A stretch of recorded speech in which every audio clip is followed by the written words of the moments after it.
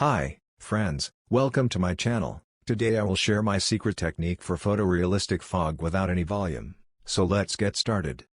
As you can see from the rendered result, it's a mountain scene with many pine trees and a lot of fog. But what if I tell you that this scene doesn't have even one volume material? Yes, this is the same procedure filmmakers use for smoke and fog compositing. The same technique can be used in any 3D software. It's very effective on low-end devices. Now, as I close the image editor window, you can see my 3D viewport. It looks like I have used a delicate smoke simulation in the scene to get this result, but that's not the case here. I'll just turn on the viewport denoiser for better visibility. After the rendering is done, it's prominent that the smoke looks quite natural and has so much detailing in them. So the question is, how did I get this result without a simulation? The moment I zoom out from the main camera, you can see the secret. Yes. It's a bunch of smoke cards, used as a particle system on the mountain plain, the same as we scatter grass or any vegetation. Looks simple, right? For the mountain, I've deleted all the excess vertices, to make the scene more responsive, as the tree assets are already very high poly. The mountain plain is made of the default ANT landscape, scaled up in a similar dimension to a mountain. Now again for this specific scene, you can see, I have two particle systems, applied to the mountain plain.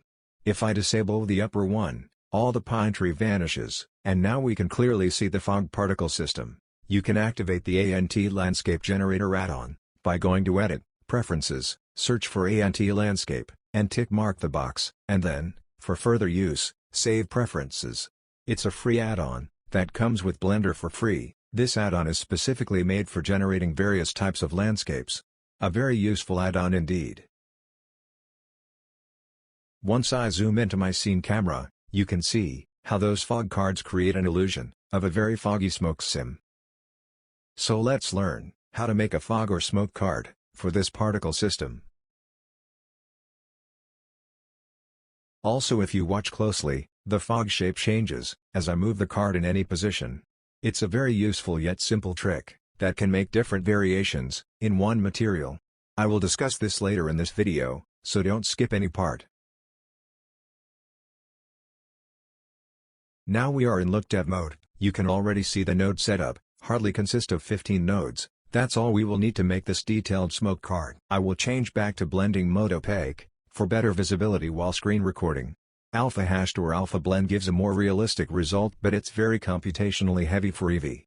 For this tutorial purpose, opaque will be enough. As you can see, for the primary mask I used is a gradient texture set to spherical. I used a texture coordinate node, and a mapping node, to give it a more elliptical shape. To add any node, you can press Shift-A, then type the node name, and connect them as shown. You can practice with this node setup, and let me know in the comments how you like it. Also, to preview the node as I am doing, you have to press Ctrl-Shift left click on the node you want to preview. This will only act if the Node Wrangler add-on is active. It's also a free add-on that ships with Blender, you just have to activate it. To activate any free shipped add-on, the process is the same as ANT Landscape add-on. Go to Edit, Preferences, search the add-on, activate and save your preferences. Now for the material, I connected one color ramp node and a math node to control the intensity of the gradient. You can see how the values affect the fall off of the gradient texture. The whole mask then goes through a mix node, set to multiply.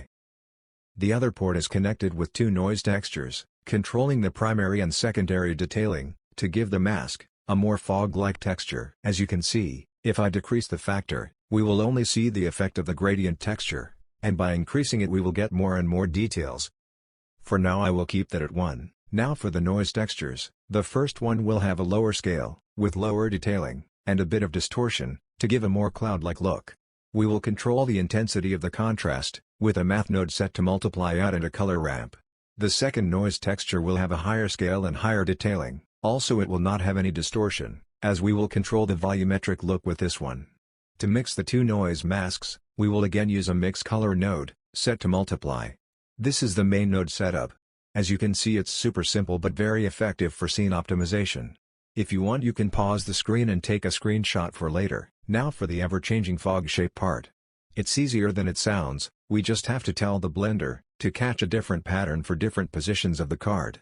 But we have to decide which part of the mask should be changed. So for that, we will add or just copy the texture coordinate node. and add the object info socket to the vector sockets of those two noise texture nodes.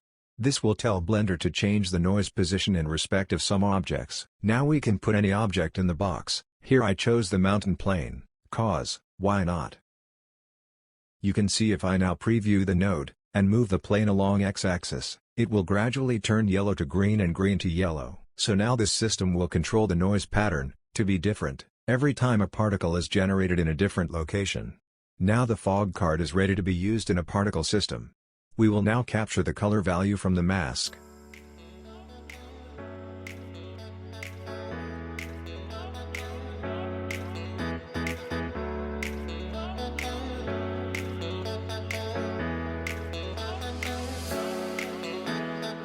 But the fog card is now black and white. We clearly don't want that. We want the white portion to be visible, and the black portions to be transparent, and everything in between to be semi-visible.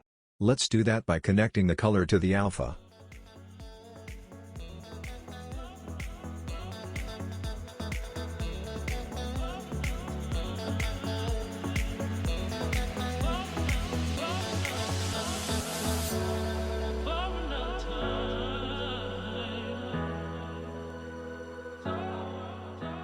The fog card is ready. Let's set up the particle system now. Go to the Particle tab, select Hair, and also click Advanced. We will need that for the rotation of the card. Set the number to 20, and in Rotation tab, set the axis to X.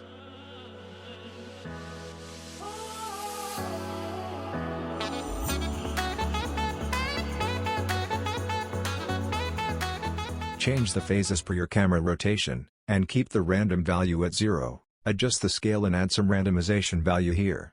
That's all. Now our fog card particle system is ready.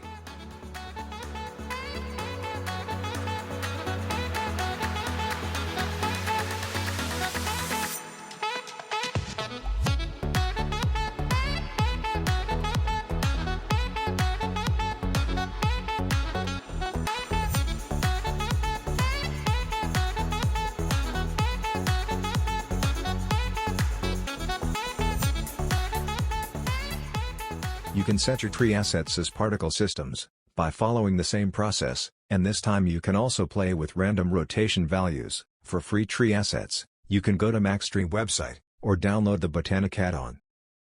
You will find the links in the description. Now the scene is ready. These types of optimizations are always a lifesaver for bigger scenes or for anyone who has a less powerful graphics card. Works brilliantly.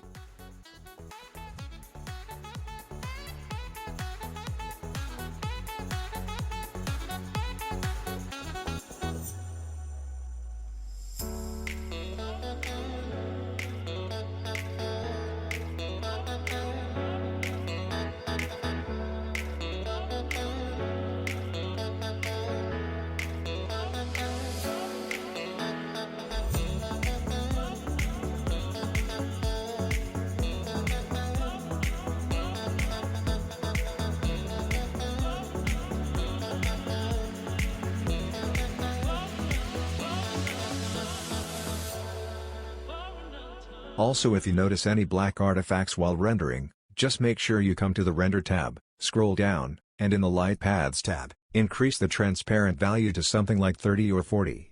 And if we want to emphasize the volumetric effect a bit more, we can add a sun lamp and give it a slight angle. This will give a shadow of the trees on the fog cards, that will look like God rays, a small detail that will add more depth to the scene. To add a sun lamp, you can go to the Add tab, on the toolbar, then Lights, and select Sun Lamp. If I zoom in, you can see the effect of the sun. In my opinion, it looks quite good. Now the scene is complete. That's it for now. Hope you learned something new today. If you like this video, make sure to press the like button. It really inspires me to make this type of content. Also, to make sure you don't miss any updates on Photoreal Environment series, click the bell icon so whenever I upload you get to know. That's it for today guys, hope to see you soon. Until then, stay sharp and stay creative.